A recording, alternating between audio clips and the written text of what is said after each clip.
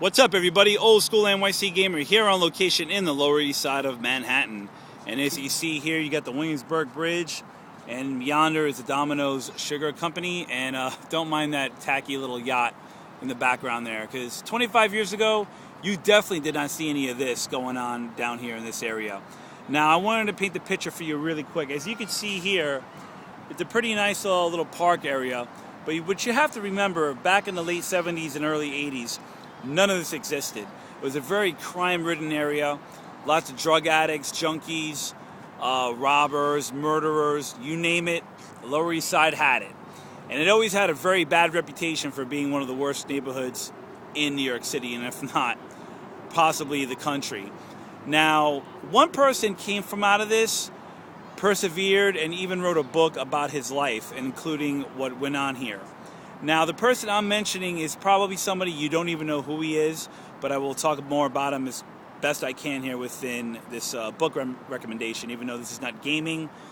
I honestly wanted to talk about it because I know quite a few YouTubers are into their reading, and definitely want to hear what one person has to say, especially if it's a very interesting one.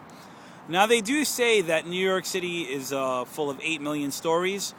And this is one of them right here, which I'll be glad to show you, and it is entitled The Evolution of a Cro-Magnon, and it is written by John Joseph.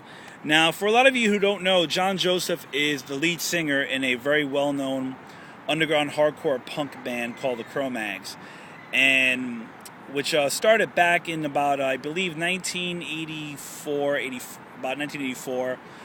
Put a demo out and also put the well-known Age of Quarrel. For a lot of you kids who don't know what that record is, definitely pick it up. It's a very awesome record. Now, I mean, this book alone, it's chock full of his life, basically from childbirth, or to his first memories as a child to the ending, which in total, I believe it took about 6 to 8 years for him to even write this book and publish it. Now, even famous people like Adam Yauch from the Beastie Boys wrote liner notes within the book right there. Morgan Spurlock, who did Supersize Me. And let me see here, Googie, who's the original drummer from the Misfits. Even Moby, surprisingly, wrote a little line about him here. And Jamie Josta from Hatebreed, for a lot of you kids who are into all the metal stuff. Now, like I said, this book is definitely one not for the faint of heart. If you have a weak stomach or don't really have that much of a heart or too much of a heart, I really recommend not reading this. But if you're one who's into a very good read, and to see somebody who almost went through hell and back and then some. And some of the stories in here are pretty freaking freaky. Now, I believe Punk House put this out originally, but it's not available anymore. So what I will do is I'll definitely put the link down there for you guys to check it out. And if you're in New York City, I do believe a couple other bookstores, local bookstores, independent bookstores in New York City have this book. I will research this stuff, and I will definitely put that all in the description down there for you guys to check it out.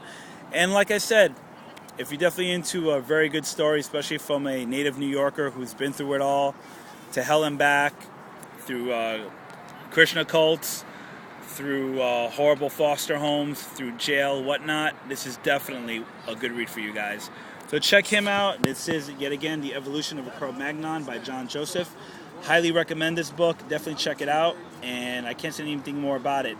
For any of you who have actually maybe gotten the book, please feel free to leave a comment. Let me know what you think of the book.